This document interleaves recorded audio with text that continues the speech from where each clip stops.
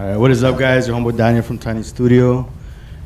I haven't done a podcast in a while, and today I wanted to bring in some big-time people I look up to. I'm going to start with Amani. He's killing it right now in the content creation with interviews, just doing a bunch of video content, events, music. Fred Silva with the photography, someone I look up to. He's been my Mr. Miyagi from the beginning. Dave Ocanas, bro, you're everywhere, fucking creating content, different events. I like your strategy, how you network with your career, you know what I mean? That's fucking genius, bro. And we got the video goat, film director. He has films on Amazon, on Tubi. You're killing it, Balde. Thank you. But yeah, we got a few topics here, and we're just gonna go with the flow on it. The first one's gonna be on content creating. Anything you want to share, Amani, when it comes to content creation? Yeah, for sure. You just gotta. I think you just gotta get into it. You know, your first videos are probably gonna be kind of ass, but that's okay. I feel like a lot of content creators, you can go through their feed, you know, and you'll see like the content, you know, get better over time. I just started literally just recording on like my old iPhone, and then, you know, you kind of just upgrade here and there, but people think you gotta like save up all this money and get all this gear, but the best way is to kind of, you know, practice and work and upgrade as you go. Start doing it, right? Yeah, because a lot of time people that just jump into it, like they'll buy an expensive camera, that thing's probably still sitting on the shelf right now. No, you know? right. They lose interest, or That's they for might sure. decide, And oh, that's it's some of not the for advice I me. give to people too. Like, well, just start recording. Yeah. Your phone is doing better than those $2,000, $3,000 cameras. You know what I mean? Especially now with these new camera technology. Exactly. I would say that's pretty much just jump into it, just do it. Yeah, for sure. Yeah, I know you would be like, hey, Fred, you know, you gotta, you know, invest the money, promote, and sometimes, you know, I do, but lately, you know, I use CapCut and, you know, create like some reels and stuff, put them out there and, you know, have some fun, but, you know, the main thing, like, for me is just, you know, kind of show, you know, a little of what I do. That's it, you know, whatever engagement it gets, it gets. I know that you're not going to blow up from one day to the next. It's going to take, you know, some time, some consistency, but, you know, just, you know, stay at it. Like, stay at it. Dave? Yeah, for sure. Yeah, for me too, man. I just think of it like this. Sometimes nobody's gonna promote us more than ourselves. You know what I mean? So it's us putting ourselves out there, and the way you portray yourself, I mean, people are gonna see it. So I like to always put positive stuff, right? Even though we all have our little failures and stuff on the way, you keep on putting positive, and hopefully you get to inspire the people to do good. You know, because I do a little travel videos here in Mexico. We do a little bit of give backs and just a little bit of stuff that people. A lot of people say, I want to go to Mexico or I want to be at this event, but we're actually out there doing it. We might feel a little nervous about going out there, but hey, as soon as we start recording, hey, we're like switches on. You know what I mean? We're on show. You know what I mean? So, just like you said, just start recording. You know what I mean? Bro, clip it over here, closer, on the collar. On the collar? Right there. Okay. Talk? You think it's better right there? Yeah. All right. There you go. Yeah, you know, on the subject of that, I just this morning I saw an interview by Matt Rive at Club Shea, and he was talking about how in his stand-up comedy, he had reached out to TikTok because they weren't pushing him in the algorithm because he has like 19 million followers or whatever, and he had reached out to one of the representatives and they told him that they weren't pushing stand-up comedians on TikTok anymore. That was good for a moment. But the representative from TikTok said, hey, you know, right now it's not the trend. So that's why your followers that are already following you are not seeing that, because we're not trying to push that. Right now we're trying to push more like these dances, these dance trends, or whatever's popping at the moment, right, on TikTok, because it always changes, right? And I found that interesting on how the algorithm may or may not see the feed. Personally, yes, I say make all the content that you can, whatever it is that you're into, right? Everyone's different in what they do and what they venture in. So I'm all up for social media content creating. But I personally don't feel like you should just stick to the trends, right? Make your own thing, be creative, be original, right? If you want to use a current trend to get some engagement in the algorithm and get your views, cool, you know, do that. But don't be afraid to try something new yourself. Right. You know what I mean? Sometimes the ones that you don't even want to put up hit the bone. Yeah, right? Yeah. You never know, man. One of them can hit. Going back to your algorithms, how do you guys see that stuff? Like I'm not. I just post. You know what I mean? So I don't know about algorithms. What I like to do, and I think my algorithm is, I post late at night, like at 10 o'clock at night.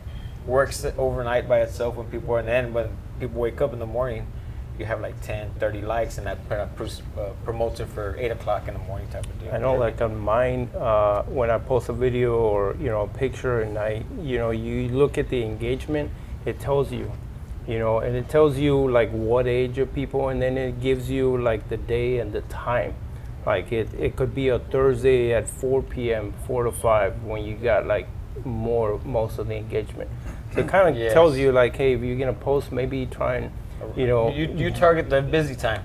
Well, it tells you. Yeah. So that's what I'm saying. I target the slow time. Yeah. For some reason, I think it boils up a little bit for the 8 o'clock in the morning type of deal. But you see it the other way, like post at that time. It could be. Like maybe at that time, that's when you have more engagement. So maybe that would be the key time. Yeah. I think for me in the beginning was posting photos and sharing them to multiple groups that have a big following. So for example, there would be one that says like portrait photography, and it had like 1 million people in there, and then I would share it, and then through that I would get like a lot of engagement. But then as time went by and I started doing like all types of photography, and when it came to like the lingerie stuff, I noticed that social media is very strict on that shit, so you get kind of shadow banned. So for me now, it's a hit or miss. Like sometimes I'll post it and I'll get good engagement, and then sometimes it's like 0 views because of the content, you know what I mean?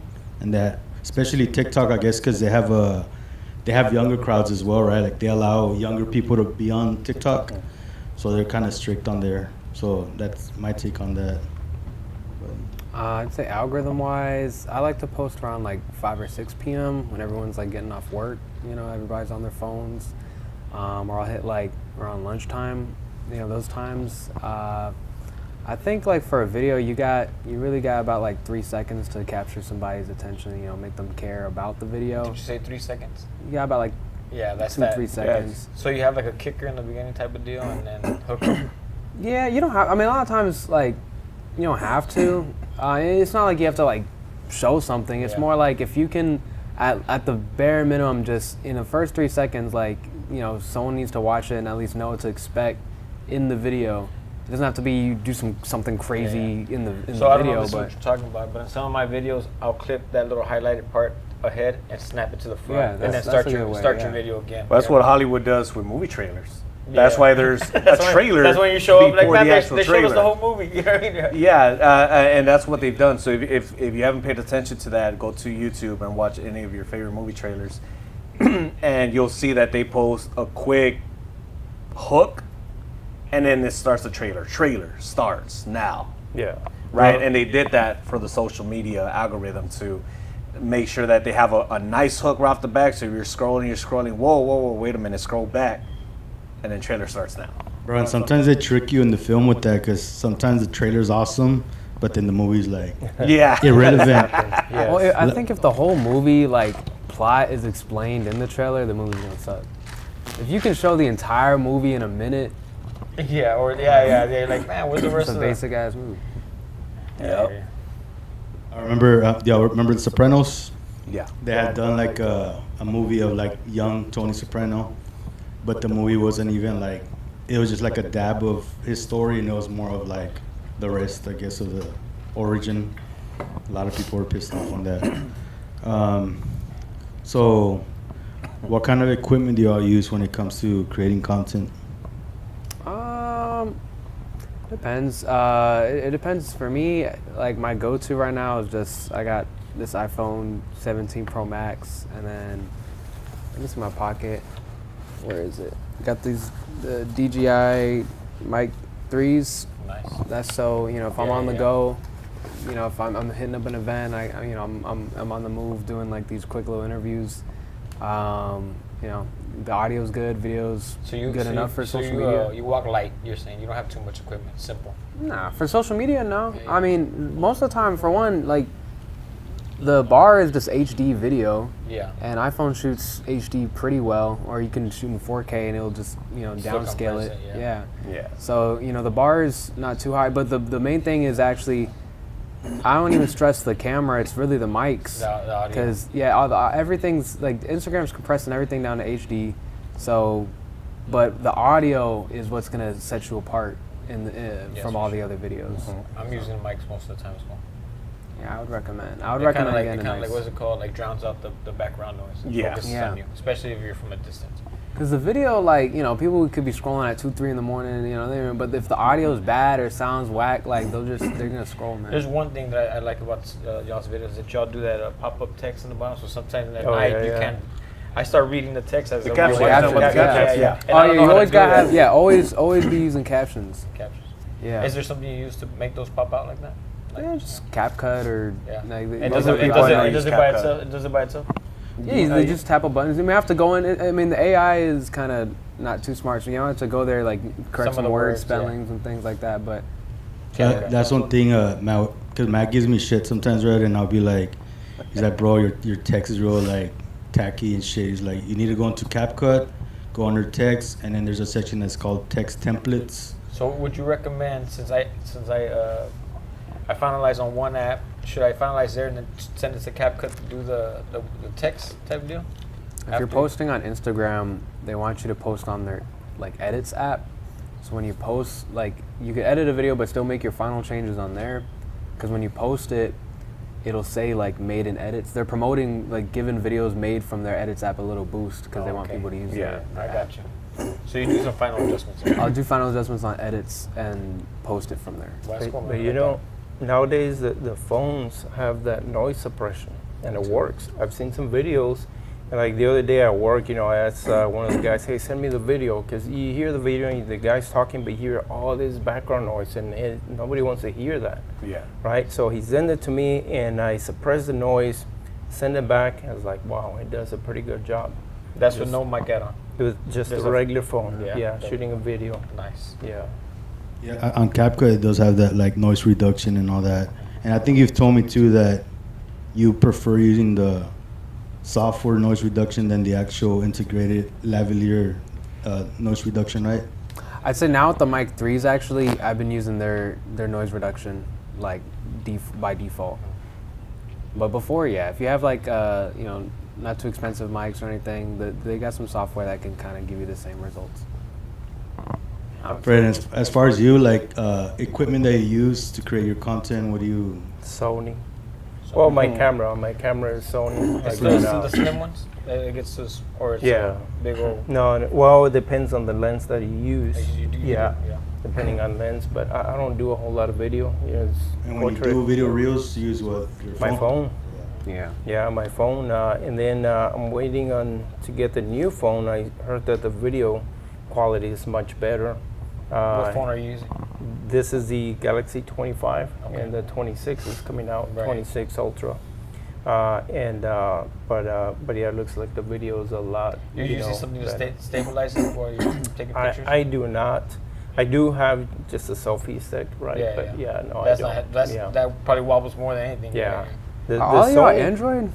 Yeah. Don't forget, you're using a C type now, so show some respect, right? Because I mean, you're using they have the Yeah. C type now, right? Yeah. And the Sony actually has some integrated stabilization, so it's pretty cool that already Because with has portrait, it. you got to be still. In a way. Yeah.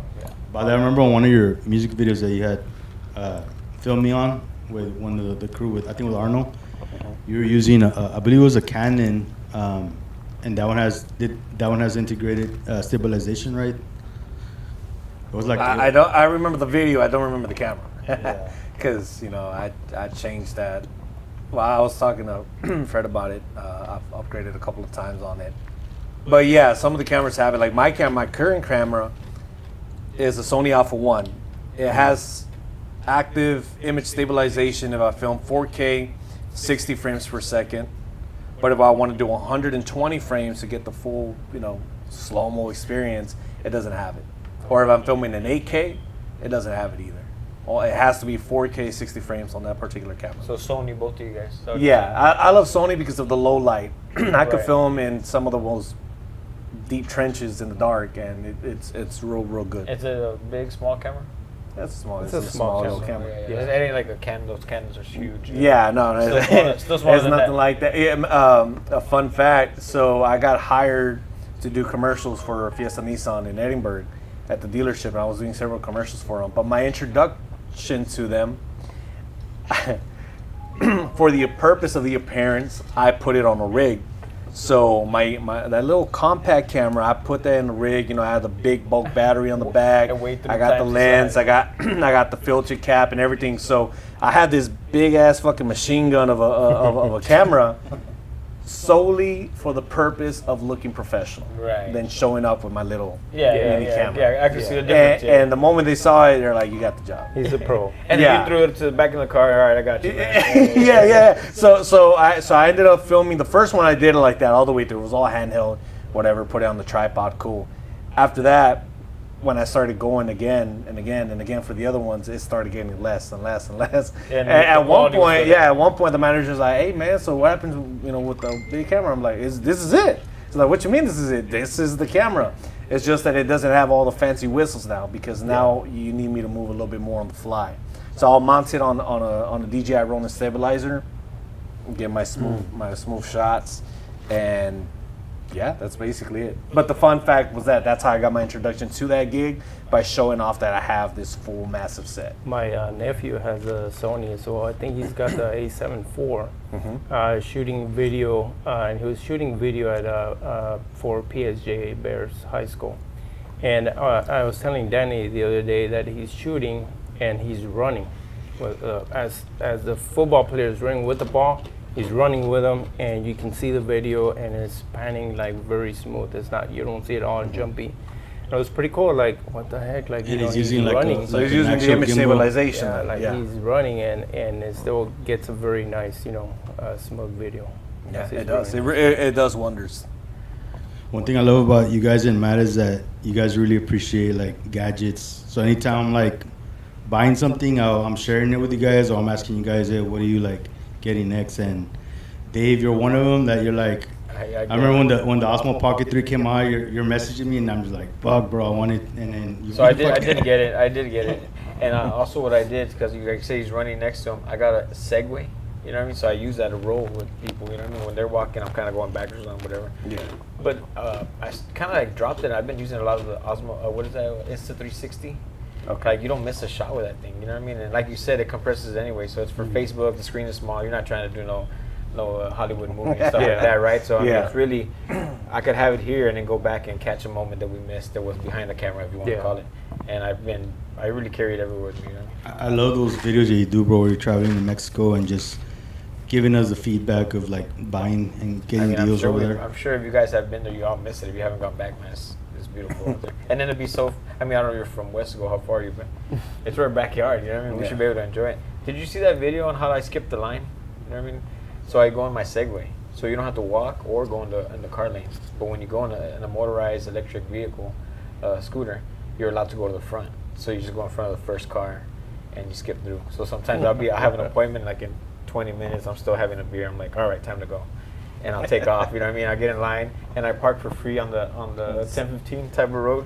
Open it, the automatic doors in the car, toss it in, I'm like, boom, gone, you know what I mean? So, bro, what are your top deals that you get, like when you go to Mexico, that you like to purchase? For me, we're always going for the beer, right? Yeah. So I was trying to bring somebody was asking for them. I always get our beer from over there. But I always love to get my tortillas, aguacates, and if I get there early enough, I love to have breakfast outside. You know what I mean? With a coffee made fresh there. You know what I mean? It's just about enjoying the outside. You know what I mean? You're out here and the coffee that costs you over there $1.50, you're paying $6-7 for over here, right? Yeah. So, I mean, and I just learned how to save money over there versus here. You go to a bar, buckets now are costing $50. You know? Yeah. I'm buying. They tax them. I'm buying like 4 beers and a big old kawama. You know what a kawama is, right? For $2.50. You're like, man, hell yeah. You know what I mean? And you're walking down the street with it. Like, it's not a big deal. You know what I mean? So I saw you were on a boat, or no? I think it was like a private pool rooftop or something. Oh yeah. Where was that? So we went to Monterrey, which I mean, it's 2 hours away, guys. You always gotta just go out there. The mountains, the view. I mean, just a different vibe. And in the past couple of years, I haven't even crossed the checkpoint north, man. I've been going south all this time. I mean, you take $300 to Monterrey, and you're good for 3 days. You take $300 this way, that's what it's cost you for the room, you know what I mean, for the night. You know what I mean? So over there with $300, we rented a little private boat for like $40 for an hour. Hey, go give me some shrimp, go give me some of this. You're having shrimp on a boat in a presa over there, man. It's a whole different vibe. I mean, You all familiar with Monterrey? I have not been to Monterrey. So if you ever but have a I've been chance, nearby. look up San Pedro. It's the richest part. It's the third richest part of Mexico. You know what I mean? Monterrey is one of the biggest, bigger than Houston and stuff. But it's where they sell Bentleys. They have the tallest building there. It's just a beautiful sight. But I mean, you go there and you feel like you're in Dubai. Just look it up. San You Pedro. feel like you're in Dubai. San Pedro. Well, not right now, right? 'Cause Yeah, they yeah. stay there. But San Pedro, Monterrey. It's beautiful. Bro, everything that's going on right now, are you still going to Mexico? So I always tell people, like, I don't go to Reynosa and I don't go to Matamoros. Those towns are connected to other towns where stuff bleeds over. But if you know Progreso, it's one strip of town and there's nothing next to it, right? So it's by itself.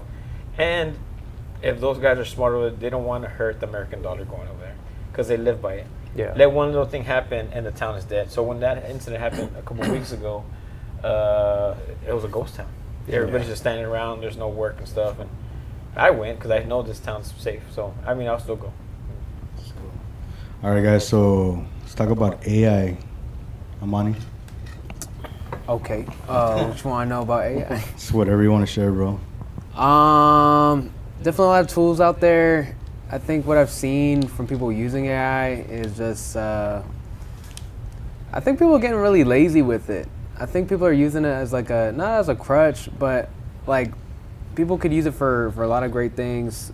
But for one, a lot of times what I've seen is like it's kind of obvious when something's made by AI. And it's like at that point it's like, dog. But even with that, it's like if you can't even you generate something AI generated, you can't even tell the difference. You know, it's like it's not there yet. It's Like kind of creepy though. Scary. Yeah. You have to watch it to see if that person in the back walked through a wall Something or like something. that. You know what I mean? For me, well, I can tell off the bat with like like the resolution and the frame rate like it's not like quite there yet. Yeah. It's like a little in slow motion a little bit. But what I've seen the most part in the music scene is just those AI flyers. And those ChatGPT players. yeah, and they look so like for one, Are you saying like for I would like a excuse club it or if they something? look like decent those flyers, yeah. but they just look like trash. And it only takes like 5 minutes on Canva to just make something like looking clean. But AI can do a lot of stuff. I don't really use AI too much actually, but I'm sure someone's getting a kick out of it. I don't know. I feel like that character from South Park when they're like, they took our jobs. You know what I mean? because I'm a graphic designer. So I would have clients book me to do their single covers, their flyers, their logos, blah, blah, blah, blah. And now a lot of them. I kind of like mine. I don't know, man. This is an AI. I kind of like it. It looks kind of good, right? It's passive, but there's some that you can really tell that it's too much ChatGPT, and I'm not gonna blame them. And then if you want to save yourself some money, and then you go to the club. It's like, bro, the flyer does not look nothing like this. Like, the club don't look nothing like this flyer. You know what I mean? Well, at least okay. It used to be, the flyers have gotten. I think it's an upgrade in the sense of like before you go to a club and the flyers like they just put the logo in there with no background cropped out. It's just like a rectangle. Or at least you could trust that one. At least you're being honest. You know what I mean? They're being honest.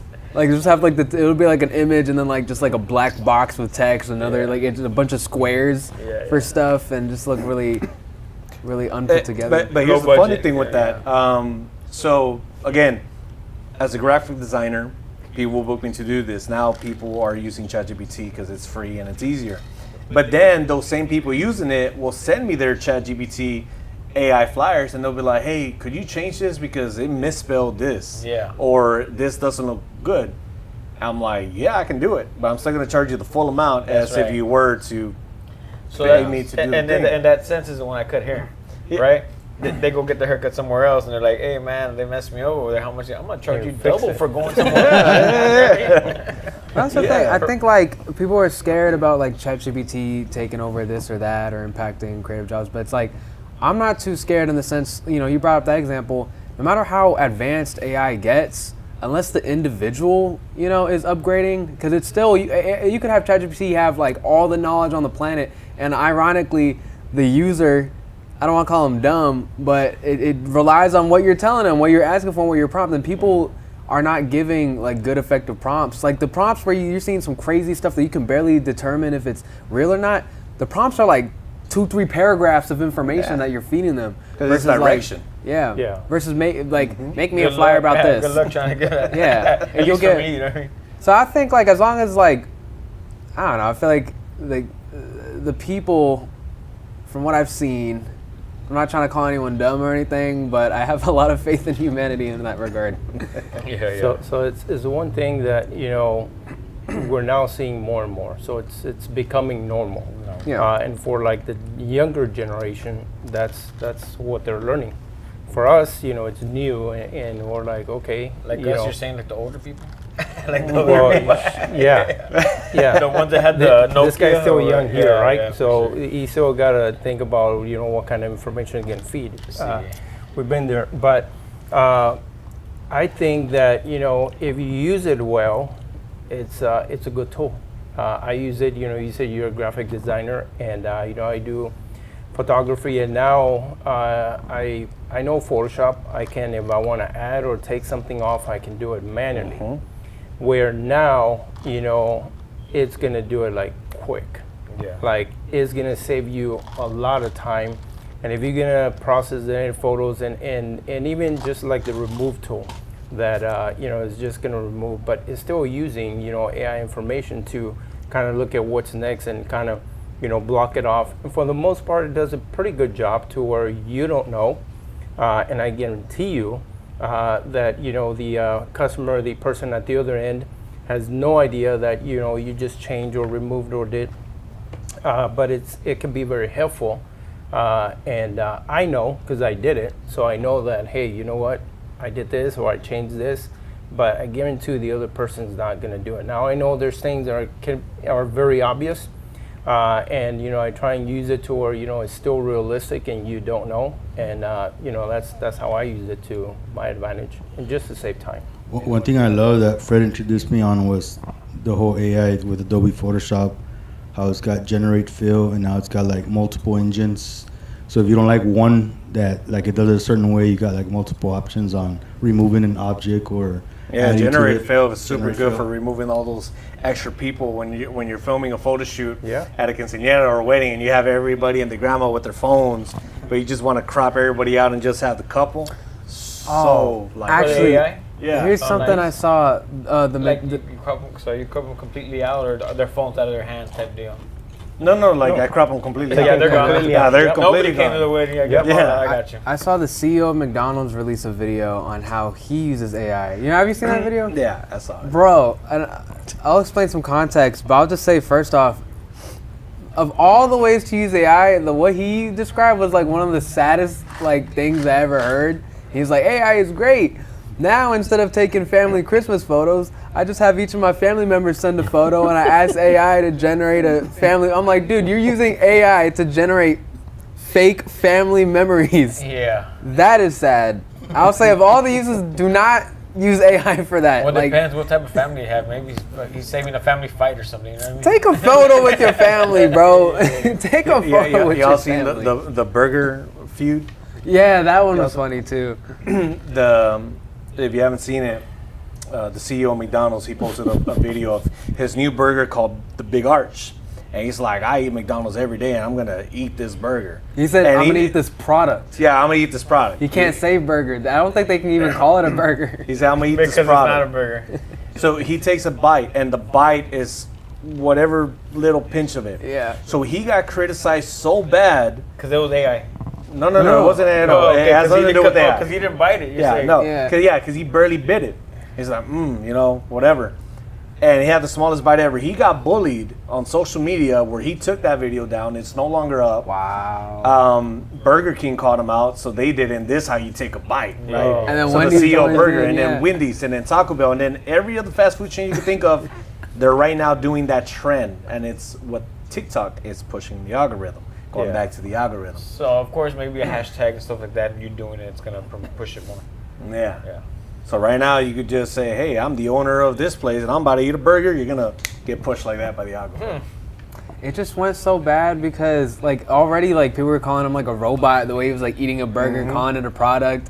And then he was talking about like AI generating his family photos, and I'm like, dude, like I don't want to like say anything, but like him as I don't know him, but from what I've seen, it's like, bro, It's not helping. Yeah, dude. I'm telling you, he got bullied to take it down. He removed it completely.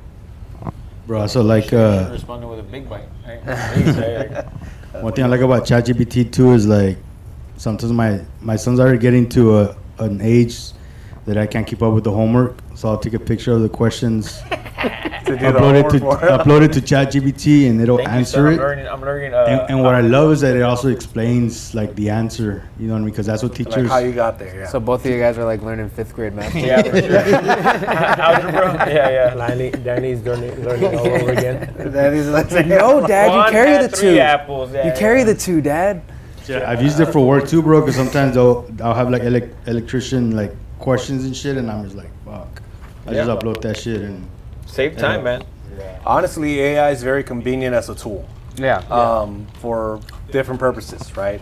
Whether it may be doing 5th grade algebra or whether it's taking fake family poster cards, right, for the holidays, or for photography to relight, reshape what you didn't capture properly on set for X and Y reasons.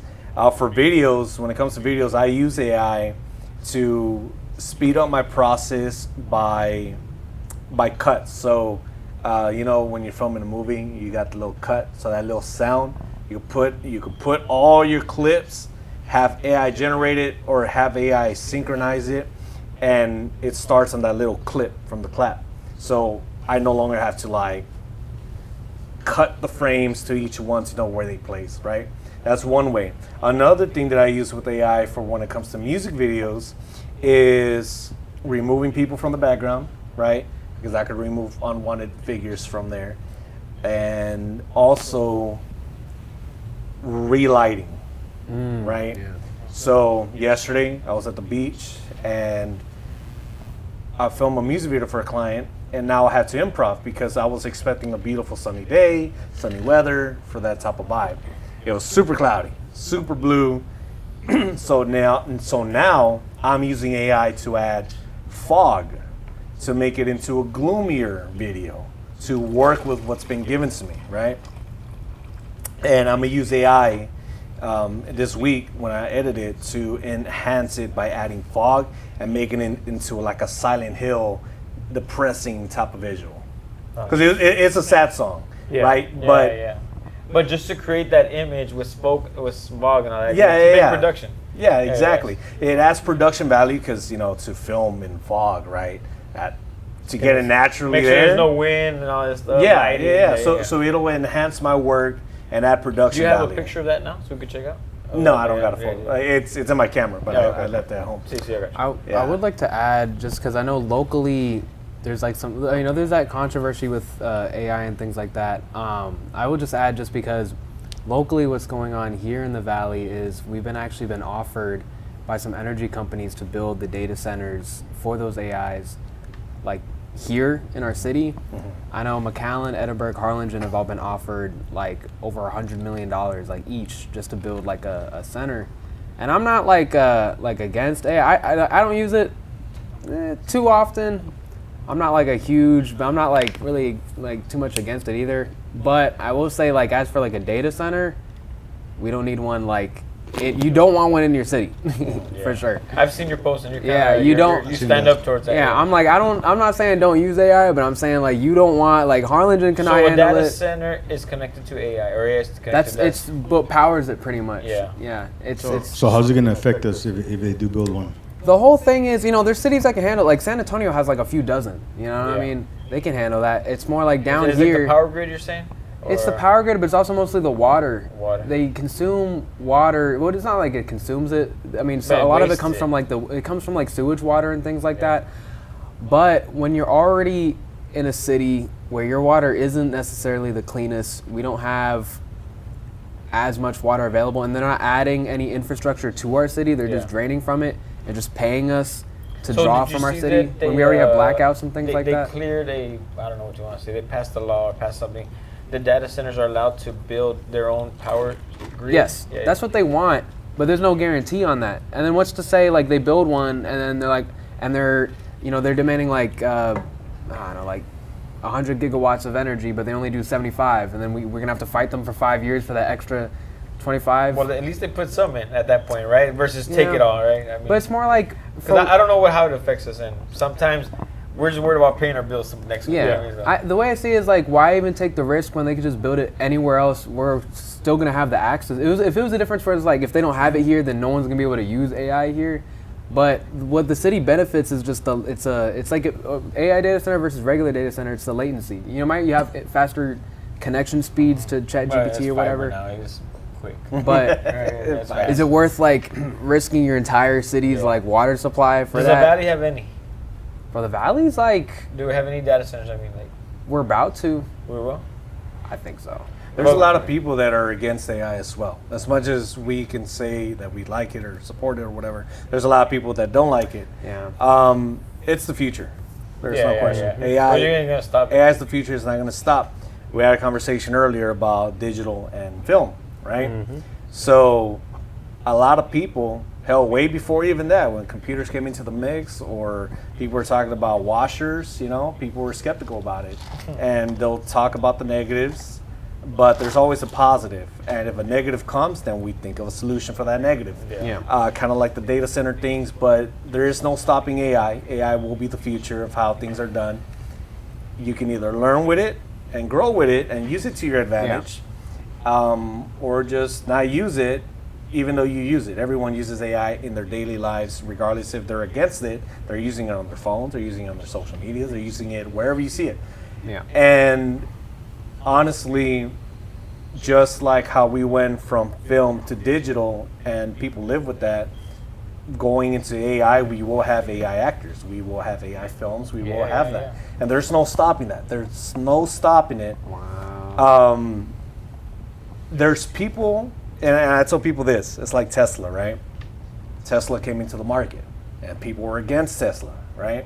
People prefer their gas-powered vehicles, right? And the people that bought Tesla vehicles, they love it for their own reasons, for those electrical vehicles, the smart vehicles. Now Chevy, Ford, and every other company has a smart vehicle, right? Using AI integration into it. But it's not replacing the gas-powered vehicles that people love. Yeah. So there's going to be a market Yeah. for AI actors, AI films, and there's going to be a market for real actors Right. and real films and stuff. So The way I see it is like if you're really good at your craft, it's just more of a sign of just really delve into your craft. If you know, all you gotta do is just be better than the AI. I've spoken to some sound engineers because now they have AI mixing Yeah. and things like that. And I've spoken to them like, are you worried at all? You know that most customers are gonna be, they're gonna go to that cheaper option. And what they told me is, the kind of people that are gonna go for like AI graphic designs and things like that, that's not their target audience. Part of your branding should be, if you want to go AI, that's cool. But if you want, the best of the best, someone that's gonna be, looking into every little detail that AI can't, that has human ears, human eyes, and has, a lot of experience, isn't gonna, that can actually do more with, little information, come to me. I'm not gonna take offense if you want to go that route, but the people that have like been able to produce really good results, I'm sure, you're probably not too concerned with the, graphic design aspect. I'm sure you can, do much better graphic designs than AI and things like that. But I feel like the people that want that just a higher grade are still gonna go to a human being. And I'm starting to see people are advertising that they don't use AI as a standpoint. So then those people that want to go that right, like, oh, this song, It's like or this graphic design. organic and whatever, right? But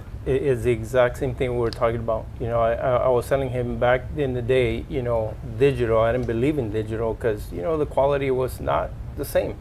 I had film and I, have developed my own film. And of course, you control all that, right?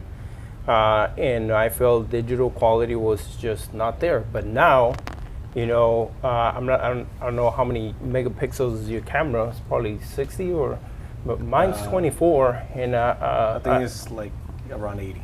80, Yeah. 80 megapixels. Like Okay. that's enough. Like shoot, you can take a picture and blow up a big billboard, and you're not going to lose quality. My 24 megapixels gives very good quality. I have a 33 megapixel, and still. And I was looking at the difference. Do I need a 60 megapixel? I don't, right? But back then, we didn't have the quality we had, you know, If we you have do now. need it, you know who to call, right? So it's like AI right now, yes, is coming up. Shoot, it's only gonna grow. Yeah. It's only gonna grow and it's gonna evolve. And if right now we're thinking, well, we're still better than AI, trust me, I used to think I was better than digital. When I had manual and I learned, you know, it was not the same. I was just that much faster to do digital, inconvenient. And now it's just, you know, evolved so much. Even our phones, you know, 200 megapixel camera. Like I was shooting 200 megapixel video last night. And I was zooming in at the furthest, and it still looks pretty clean.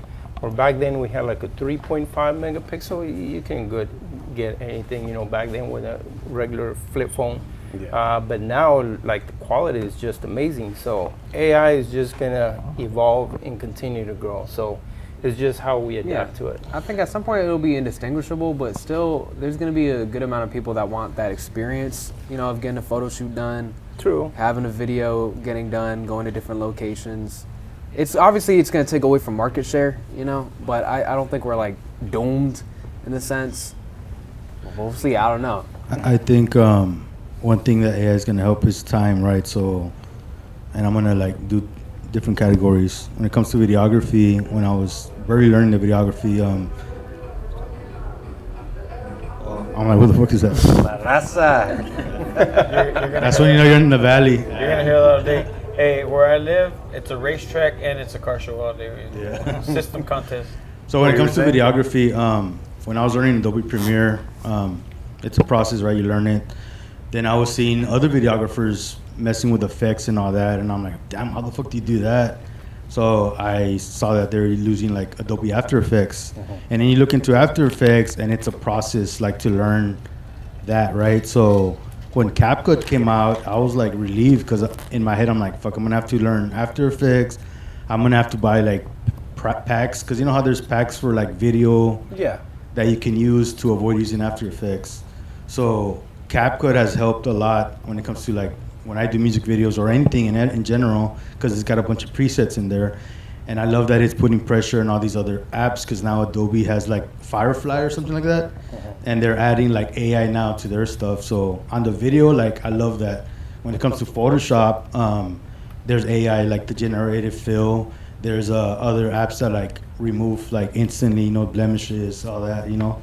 And when it comes to music production, there's already like so many apps on there that, like, when I was talking to Matt, and one of our biggest struggles when we make a beat is adding the bass line. So there's an AI software out there called Bass Dragon, and what it does, it scans your music progression, and then it'll ask you what genre do you want it in. So it'll create a bass line for it. On top of that, it comes with like 700 different like basses. So if you don't like that bass, you can change it as well. So Yeah, you no longer need producers. AI can make you custom beats. like that Suno app, man, that one's also insane too. Like any singer out there that, Hey, then AI is gonna come and lawsuit you later, give you a lawsuit for using their music later. no, but that's why there's subscriptions when it comes to all that. Like that's how Oh, you that's cover the your thing. Okay, yes, but also the legal standpoint right now is anything AI generated, no one owns the copyright.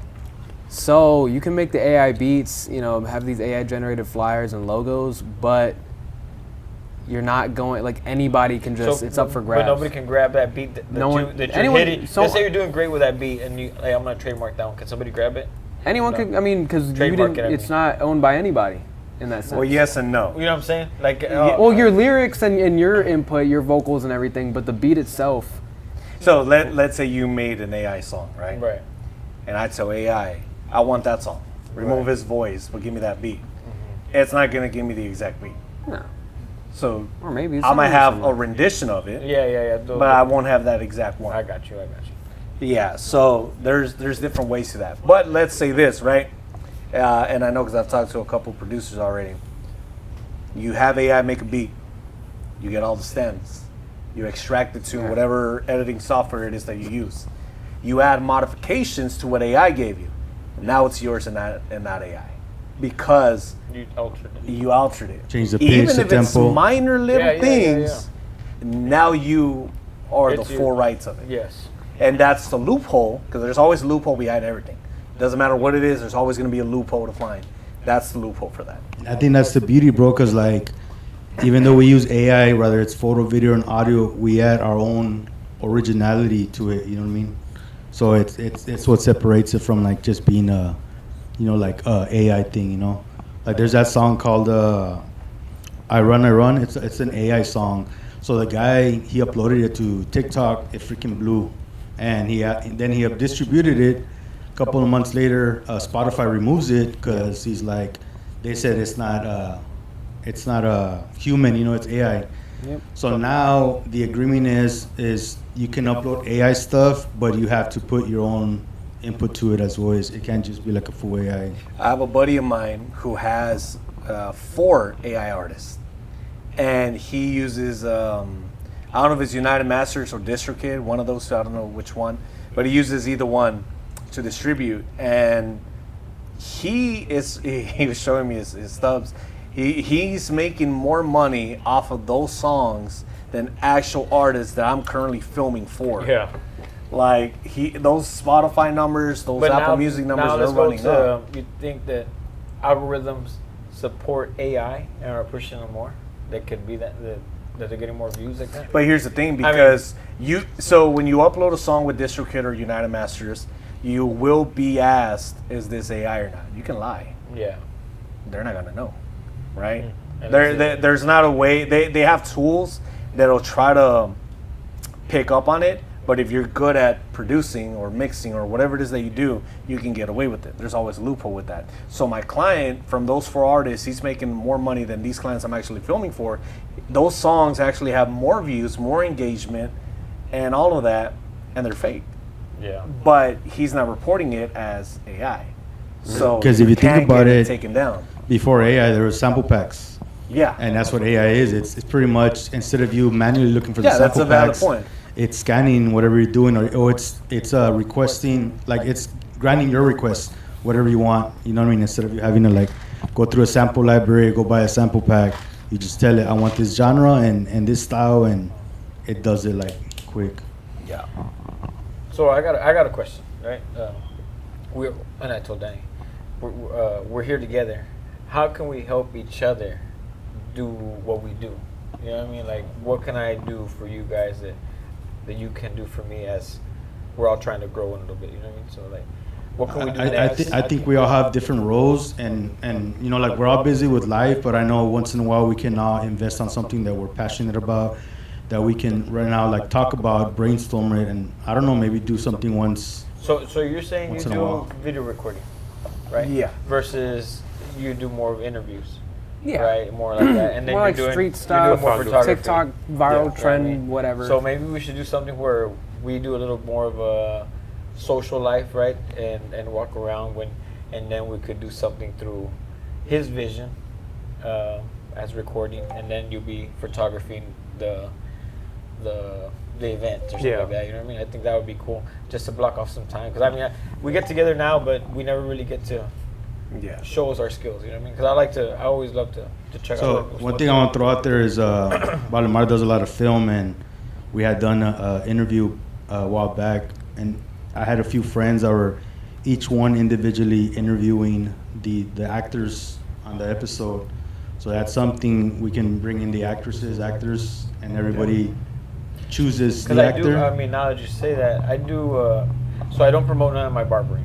I'm always booked up, right? But I don't like to expose my clients in a way, you know what I mean? Because of I don't want. Did you have a video about your barbershop or something? Yes, but that's 10 years old. You know what I mean? But didn't it like blow up or something? The barbershop one, I must have been an announcement or something. Always when you do an announcement, it always goes good, right? But I want to make I think I saw a video. like what do you call it? Like a story of the shop, you know what I mean? Something going on, because I got a pool table, I got a full bar, got a patio in the back. In a barbershop? Yeah, man. Like, it's just, and people don't know until they get there, right? So, and I'm embarrassed to ask my clients because I have to hold the camera. Yeah. But if somebody could be there to be like, hey, we're gonna do this, now I could be kind of like the producer without being the, you know what I mean? Yeah. And there's now they trust him more than me, because hey, I'm just their barber. Like, but they don't want me to record them, you know what I mean, in a way. So maybe we could do something like that. And of course, we could probably do something the other way around, you know what I mean? Or we could get you some clientele like you said, recording or something. You know what I mean? Shit, I need a haircut. I'll tell you that, man. Don't lie. I've been cutting your hair all this time, and I've been looking at you. you could do an interview where you're cutting his hair too, and y'all talk. Yes, for sure. You know So what I mean? I've been looking at you, and I could do something to this beard right now. I need a cut, man. I don't know what I would do with that though. I've never have done an afro. I think that's when you had it cut the other day. I was like, man, that thing is sweet. I mean, whoever did it, shout out to your barber, man. It's pretty cool. Hey, actually, despite contrary beliefs, it was a barber from Donna, Texas. Yeah. You talk shit about Donna. I have a lot of comedic material about Yeah, I that. grew up in Donna. You're gonna get jump, Amani. Shout out to Donna, Texas. Y'all did it right. Y'all got So Minga's number 3 is in Donna. We actually have Minga's number 3 and Minga's Luxury Barbershop in Donna. Is that a new one, bro? Or what? We have the one that's 40 years old, which is number 3, and then it became the newest one the past year and a half. Minga's Luxury Barbershop. There's 2 out there. Nice, bro. Shouts to Donna, y'all. Bro, do you want to plug in like what you got here? Because you got the VIP experience as well, so right? for sure. So we're on the 2nd floor, downtown Westago, looking over Texas Boulevard. It's a beautiful little underground. Got the eatery in the back. Membership only up here, right, guys? So I mean, but I've been so busy with my other shop. Besides that, I wanted to show you this. I do a michelada brand. I brought one for each of y'all, so I'll give you one on the way out. We make our own michelada. We push it ready to make, or we make it another sense. Let me make an AI commercial for you. Thank you. There you go. Yes. Thank you. Yes, bro. I need it. It don't matter. I just want. I need some more. I need some more stuff. You know what I mean? There you go. Yeah. So it shouldn't be hard, right? Let's start right now. And then we also have. I do my Mexico trips, which is my video, but I use that to people be engaged in my lifestyle. You know what I mean? We do the travel that way. I do family time, and every couple of times a year we do a guys trip. You know what I mean? So we always take off to Mexico. We have a whole guys trip. I'm not a traveling person, Yeah. actually. And then we do Thursday. Let's go to Mexico. That would be good for you to get some nice photos of Mexico right here at Progreso. Every March 21st, it's going to be the 50th year. They're doing it. They shut down the street of Progreso. Vendors, dollar beers, like just it's for winter Texans to leave, right? But I think that'll be a good day for you to go. It's a Saturday. We should find some time to go. Bro, what do you do when al fresco happens here when they close down? Do you do anything? Oh, so up here, it's kind of like, so all my clientele are semi-members already. They're allowed up here, but we do have exclusive members on certain days where we have a cigar tasting, or we open up Casa Dragones or a Blue Label or something to try out something, and we're trying it out and talking. And most of my clientele that I target are more the, what would be the word, like premier or prestige, commissioners, mayors, business owners and stuff like that, that I kind of connect them in a way where they can share their business ideas, and it's always good to have those type of clientele, because you know when they see you at a local event, you get that plug, you know what I mean? That's my barber. Yeah. And sometimes barbers, as much as they're picking up in popularity, you want to be a prestige barber, you know what I mean? Like you want to cut that lawyer, doctor, whatever, you're that guy, you know what I mean? That's who I think. The film director. Huh? The film director. But know why? If you would come on that day and all these guys are here, like, bro, I need this for my business, or I need that, or I need pictures or interviews or whatever. Like, it's always at my business. I'm a barber, but I've built a few houses. I've done a couple of remodels. I've connected people with insurance. I've connected people with chiropractors or lawyers or whatever, and I love to see that type of stuff. You know what I mean? Like insurance, security, and then this guy does security systems. This guy does locksmith. Boom, they're connecting. You know what I mean? So I think I'm the plug for those type of business owners. And if we all know, we don't want to be hanging out in certain areas where we're not taking out. But we're not taking for ourselves because we want to put back in, right? So, Yeah. Guys, so any advice that you got in general? Amani? This advice is coming from some drama that I'm going through right now. Y'all, I'm a guy who throws shows, and I always like to, because when I was an artist, no one wanted to book me. I'm a solo artist, it's hard to get out there. Mm-hmm. I'm at a position when once you throw enough successful shows, it's kind of like, you want to hit up a venue, it's pretty easy. So every time you throw a show, it'll be some artist who sees a flyer that's already made, and it'll be like, hey, let me jump on that, okay? And I'm like, you know what? sure, I'll let you open up, do a little set. Because for most people, they just want to get some perform time, some exposure. Yeah. Sure, bro, you can perform while we're opening up. Okay, cool. But I'm bringing down like this like pretty big like EDM artist for the lineup. They get like over 1 million streams monthly, and they're local Valley artists. Okay, and I'll tell you the advice at the end. But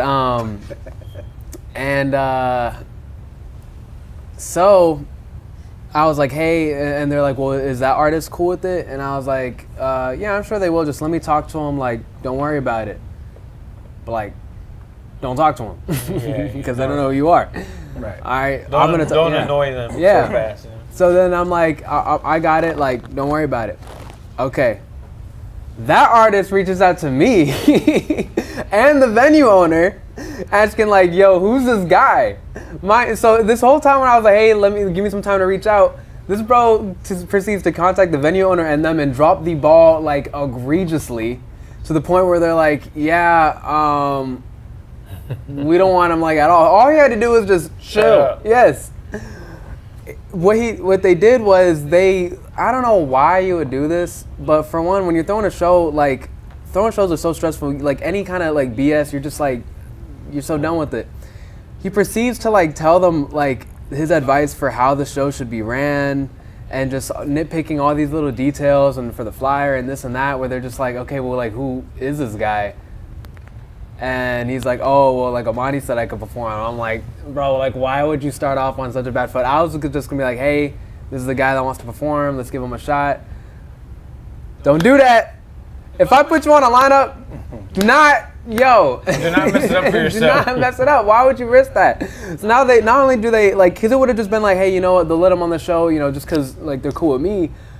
I was gonna use that just to I like platform a new artist, but they go in and like jump me and talk directly to the people, which I told them not to do. I'm not gonna feel bad.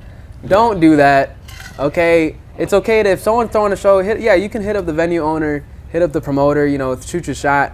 But if a guy says, I'll talk to you for you, it's probably for a very specific reason, okay? Especially if they don't know you specifically and I'm the one with the tie. Hey, slowly roll. I agreed on that, Amani, because sometimes I feel like people try to use you to get to other people. And to me, it's like network where you can, right? But sometimes they fuck it up for you. So I always tell, like I work with a lot of models, right? And I tell them, I don't vouch for anybody, but if you see the people that I'm constantly working with, like, you all know who's my circle and who's not, But at the end of the day, like, you guys are all adults, you know what I mean? Like, you work with whoever you want. To me, as long as, like, me and you have a good relationship, like, we're working, like, now you hear somebody talking shit about me, like, you're the adult, you're going to decide if you want to continue working with me or not, you know what I mean? And that's what I get from that. Because I reached out to Amani, right? To model in a music video for a client because he was looking for someone that fit her description. So I reached out to her, and this was before we talked about it or whatever. And I basically just got left on red, and I ended up getting someone else, right? So we did the music video or whatever. Fast forward, I think it's like a year later, right? That's where you reach out to me. Hey, dude, I got this models and this and this and that, and then she reached out to me, and we worked on the commercial that we did for Nissan and established that relationship. Like me, when it comes to networking with people, say I need something from you and I need a person, right, or a model or whatever. I won't go directly to the person. I would always go to you or whoever it is, right, to vouch and speak on it before I reach out to that person. Yeah. I'm not gonna disrespect you, and it goes to your scenario. I'm not gonna disrespect or anything like that. I want to make sure that we're all on the same page. We all trust each other, and we all know that we're professional in what we do. I think when it comes to her, like in the beginning, even she had told me when that happened, and I was for it.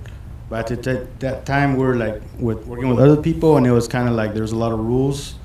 So that's why sometimes like I cut ties with some people, and like I wish them all the best. But it's been multiple times where there's a lot of gatekeepers in the valley. You know what I mean? I'm not gonna say names, but because of that, like I try to just like stay as small as possible with like my circle. And one thing that like like when it comes to someone that's a gatekeeper, they think that you're not gonna do anything like without them, and then for me it's the whole opposite. Like I get triggered and I'm like, I could go across the street and make a homeless person like shine, just with my knowledge and the experience that I got. You know what I mean? Like I don't need anybody at the end of the day. You know what I mean? Like I got the knowledge for that. You know? No, it's not so much the knowledge, just that you're gonna do it. Yeah. You know what I mean? Some people don't. They have the knowledge, but they don't get up and go and do it. And you are. That's what I see. You know what I mean? You do it. But I think at the end of the day, it's like work with whoever you can. The only time I'm gonna give advice is if it involves safety, like or that person's in like violence with somebody. Like be careful. You know what I mean? Protect your image, stuff like that. But if it doesn't come with safety, it's like, hey, you're an Hey, if adult. you book this model, just know this person knows how to trash a hotel, so don't book her a hotel. Now, I've had that. So I bring down celebrities, right, for private signings. And I remember talking to a celebrity saying, you know, who else are you interested to bring down? And I gave a list of names, and one person came up, and she's like, hey, just letting you know, this person trashes hotels. So if you're going to book this person and bring them down, be mindful of that. You know, put it on her credit card and then pay her after. I was like, okay, that's some good advice to know. But yeah, some people are wild. Any advice, Fred? Just have some fun, you know, do what you love, and go out there, you know, have some fun every now and then. You know, it is not always all about business. You know, got to be able to have some fun. Dave? Advice on that, man. I mean, you guys have a lot of good things, and I'm picking up a lot of it. But like you said, the more you see it as a daily, I don't want to say it, but it is a hobby. A daily hobby. It becomes a little bit easier. You know what I mean? And just like since the beginning, just start recording. You know, start doing yourself, and then listen to yourself. Watch the videos. You know what I mean? And then you learn from what you did wrong. You know what I mean? Which I mean, most of the time I watch my videos, I'm like, fuck, I messed that up. You know what I mean? But I feel the same way anyways. with my early work. I feel Yeah. the same way. I watch it and I was like, I can't believe there was a time I thought this was good. yeah. I'm like, this is so trash. No, but you can tell the difference from the likes then to Yes, likes now. You're yes, like, yes, man, yes. people are they see the progress. You know what I mean? Like, I used to airbrush, and when I started off, to your point, I thought I was cool. yeah. And then I go and I look at the work. I'm like, what the heck was 5 I years doing? later, Like, 5 years later. what is this? You know? I remember my first haircut picture. You know, when I posted online, I was like, why would I post that motherfucker? You know what I mean? It's like people will always tell me like, hey Fred, you should do tattoos. I'm like, no. No. I like, cause once you do something like that, thing ain't coming off, you know, and then it's like it's gonna be in somebody else's, you know, skin forever. So yeah, like no. I did want to add real quick just to finish the story, because the only reason I was talking about it is because that artist posted an Instagram reel of like explaining this whole situation, how I got kicked off the show, and I'm watching it like, dog, You're the reason. literally, it's like you were the problem. But maybe y'all will see it online. I don't know. We'll see what happens for Make a Response. Check it out. I'm gonna make sure the So, algorithm. That puts was it the on nail my on the feed. comment. Yeah, that was the That nail was on the airbrush. coffee. Yeah. So I did that years back. Yeah, Nice, it was bro. like back in '94. You need to get an airbrush, bro. Yeah, that's what I used I was to do. telling you, Talk Fred, with that that's one thing I want to add to my photography is like, I want to start with face painting, like doing stencils and all that. Once I perfect that, I want to do like body airbrush and all that. But that's something. Let me know when you're doing the potty airbrush. I follow you already. I know you're gonna have some good content. Huh? Yeah, they're gonna kill us, dude. Yeah. For sure. Balde, any advice, bro? Don't take shit from nobody. Be confident in yourself and on what you do. Trial and error is what you need for success. You will not get to where you need to be without failing. In order to succeed, you need to fail. And be okay with it. And be okay with it, live with it, learn from it, Learn from it. and grow with it. Yeah. Honestly, dude, because going to what I was talking about, I see some of my early work at the time. I liked it. People liked it, and they were hyping it up. So that only hyped up my work at Inspired the you. time, and it inspired me to get better and to grow more and stuff like that. But along the way, circumstances put me in a position where I needed to take full frontal charge without taking shit from people on how to do so, because when it comes to videography, and I'm pretty sure photography is the same way when you're working with clients, because sometimes people want to put too much input, right? You work with a client, their friends, their colleagues, other people in the process that need to be involved will go ahead and put their inputs. And it's okay to take input from the paying client. Anyone else, Yeah. I'll take a note, but or don't take advice from people that are not where you want to be. yeah, because they don't know the process. You know what I mean? They don't know the process and they don't know what needs to be done. So you need to make sure that you have the confidence in you, that you have the dog in you to take control of the situation and direct, in my case, direct what you're doing, right? And make sure that you get the best possible outcome for your client, because when you put out that project, you put out the photo, you put out the video, that is an extension of you. Yes, you can get paid and it could be shitty, but do you really want that to be an extension of what you do? Mm-mm. So don't take it from nobody, handle your business and be confident in what you do. And again, you will fail, and if you fail, you're learning your way to succeeding. That's the best advice I can give. Some early advice I got from Balde was on our first podcast episode, and he said lighting is everything. And I really took that into consideration. Since then, I've been investing on different lights. And even me and Fred have had this conversation where when we're photo shooting, I started using flash. And Fred had his flash for like a year in the trunk, right, stored. Mm-hmm. So as soon as Fred jumped on flash, he's like, holy shit. And then like now, like we have conversations where you're like, man, if I would have shot this person back then, like, besides flash, like you've taken a lot of courses in photography, so it's crazy now, right? Like how. Remember that time that we shot the bunny and there was a whole bunch of branches in the background? Oh, and man. so Danny's shooting, so he's already shooting. Then I came and like, Danny, let's do this. And I shoot the branches with a yellow light, makes it look like fire. Danny's like, whoa, completely different picture. Yeah. Same area, just the lighting. By the lighting. Yeah, just the way we use the lighting. She was already dressed. The costume was like a dragon, right? Yeah. She was dressed like a dragon. And we just made the branches in the back light up like if it was fire. What gave you the idea to do that?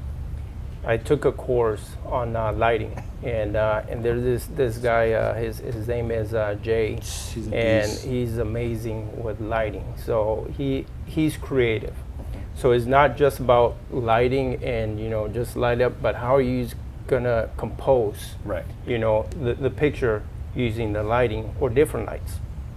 And so we use different lights and gel. So when I got there, I saw like, hey, I saw the opportunity. I'm like, okay, we're not gonna use just a plain black, background. It makes it look simple. Right. And if we want to get, compose a nice picture, well, let's add to it. And that's what we did. Make it look like fire. It looked amazing. One thing I love about Jay, and his name is Julio. He plays a lot with different colors. So there's an image I'm gonna show it to you guys right now where it's a girl. She's dressed as an angel, and he's got fog in the back, and he's lighting the fog in the same color, and it's making the fog look like it's fire. And in the front, he's got her like in blue, and then the eyes are like pink. So it's like multiple colors. That's nice. So a while back too, I shot a video with Balde and Mercedes, and you had that portable fog Yeah, the machine. portable fog machine. Yeah. So I recently bought one, bro, and I'm excited to use it, bro. Yeah, you bought that one, the fogger? I bought a portable Lonzy one. But Yeah. the cold or just regular fog? Is that it? Nah, dude. So it's fog. It's The fog. lighting So made it's it look like DIY, fire. right? So I would go do music videos in places that I didn't have outlets to connect the fogger. So I watched a YouTube video of someone, and basically we got an insect fogger, right? Propane tank in the back, Yeah. portable, no need for electricity. Right.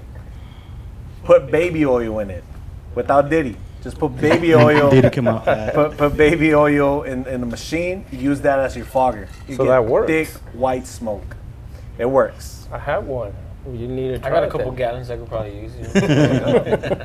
Yeah, no, and that was my DIY on being able to have fog in areas that I do not have access to outlets to. Yeah, for sure.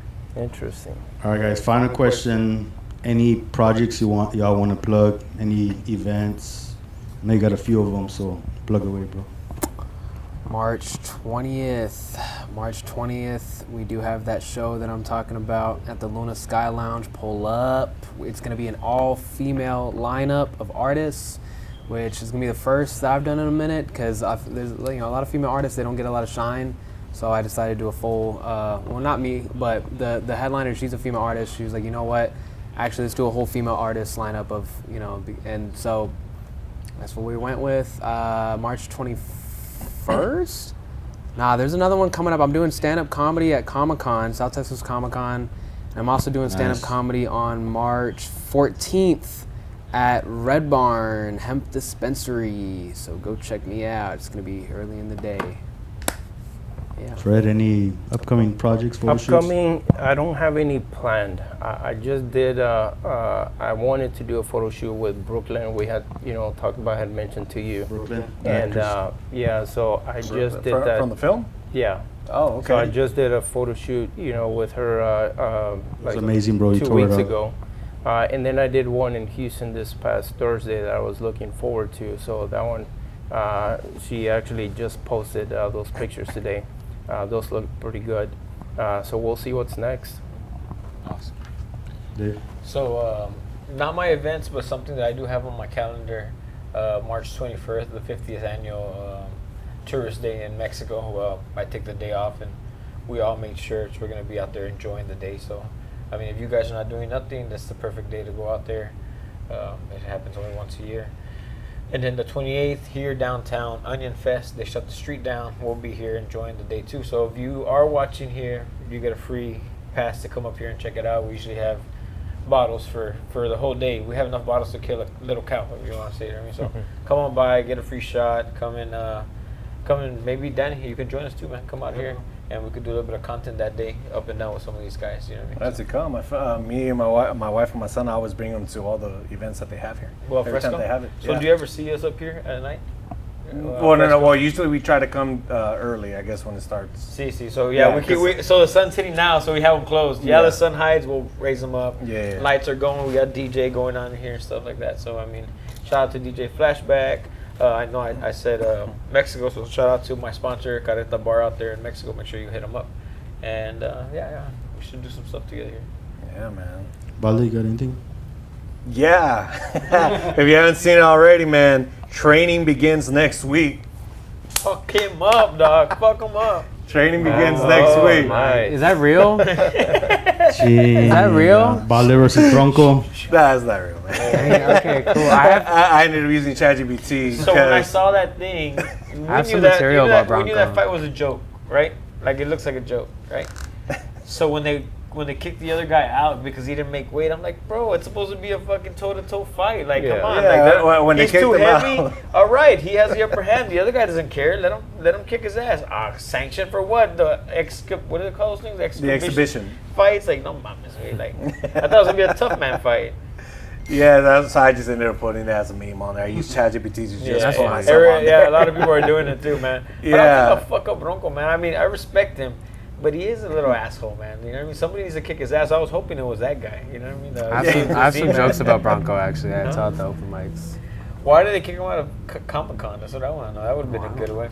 Oh, that's true. It was a He joke. did. Let's Oh hear no, a everybody was Bronco about to Oh, Bronco boycott joke? him. Yeah. But he's a character. You know what I mean? Like he's not a real guy. Like, The last one I said was Bronco 956 looks like Woody from Toy Story if he was sexually attracted to Buzz Lightyear. Feels It's all bedazzled and everything. so bedazzled. Do you remember Danny seeing? I don't know if you guys saw it. When I had Brad down the fake Beso Pluma. I was about to mention that, bro. that was Oh, wasn't that with C Styles?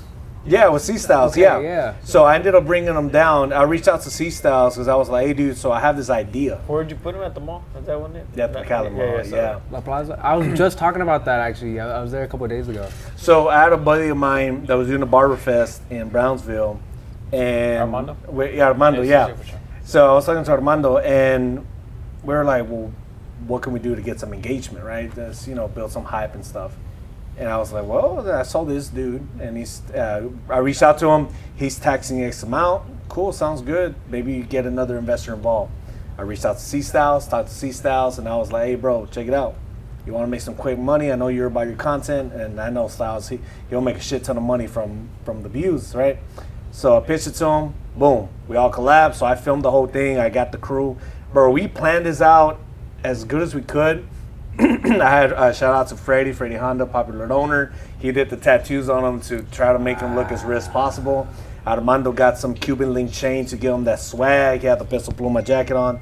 Anyways, we go to the mall, and I told my buddy Josh, shout out to my buddy Josh and his team, we had security waiting for us to personally escort Peso Pluma throughout the street, or throughout the McAllen Center before we went to Barberfest.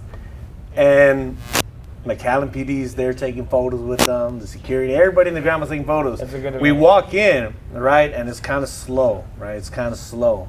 People don't know what's going on. And then I just told my buddy, yo, it's Peso Pluma. So my buddy yells, it's Peso Pluma.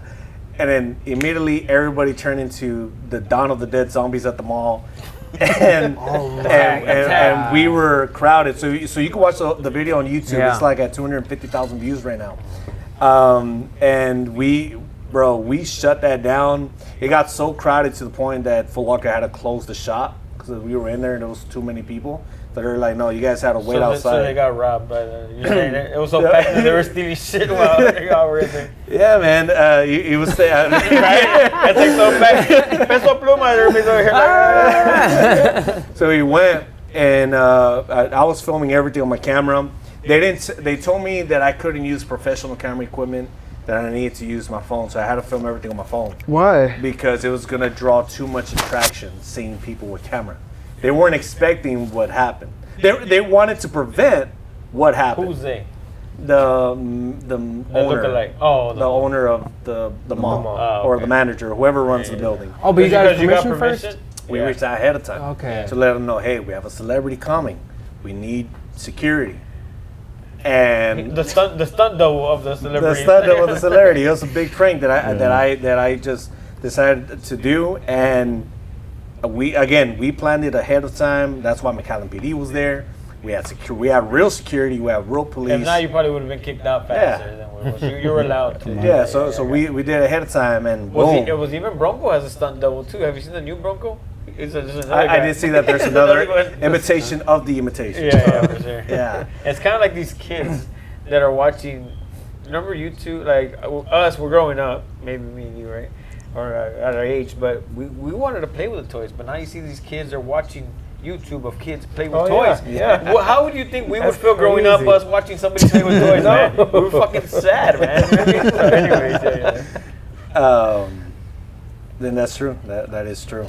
I have a bunch of toys for my kid, but he mixes both. Yeah. He'll watch other kids play with toys, and he's like, Dad, give me this toy. I would watch people play video games just because I was like, I wasn't like poor growing up, but I had a bunch of siblings, so my dad would buy I guess we were poor. We'd be like, you get one new game, everybody share and everything. Yeah. So like the new game would come out, like GTA 5 for example. Don't tell me they gave you the controller that wasn't connected, like stand up. I never. I did that. You're the little kid. I did that. You're the little brother over there. Yeah. Hey, bro, I do want to end it with you guys talking about whatnot and all that, because I know you're big on Pokemon and games and all that. Like anything y'all want to share, cards that you've won that are like worth a good amount. Yeah, I'd say the most expensive card I got on Whatnot was about like a $600 card. It was a Charizard from the Celebrations collection, PSA 10, so perfect gem condition. For someone that don't know, what is Whatnot? So Whatnot's like an app where it's like, you know how they have those eBay auctions? Yeah. You know, you've seen like Instagram live streams and TikTok live streams, so it combines them. Kind of yeah, so they'll show an item and there's an auction on the bottom going, and it'll go fast. So you got like, they could show an item, it's like 5, 4, 3, 2, 1, boom, but it's like running up. Then it goes back up, then it goes back or 10 seconds, yeah. So they're running through items fast, but for me on the Pokemon cards, they'll show cards you could bid on, but what I like to do is, it's called a character break, where they have a list of like, they'll get a Pokemon collection and list all the possible Pokemon you can get from it. So obviously at the top is like Charizard, you want that, you want like, you know, your Blastoise and all that. And depending on the collection, or sometimes they'll have a Mewtwo. And you buy a slot, it'll have like 100, 200 slots. And what you're doing is each time you're just bidding on a slot. And then they spin the wheel and then you get the character that you get. So you're hoping like, You know, you get that Charizard I off got rip. you. For And for a certain price. Yeah, once it gets to about like half the slots are left, but you still see like that good character up there. prices are going up. Yeah, instead of spending $5, it'll go up to like $25, $40 a spot because they're still trying to get it. Yeah. But I've been getting lucky on someone. Like I was literally chilling with Danny at a food truck place, and Eatery and Donna, Backdoor Eatery. Backdoor Eatery in Donna shouts.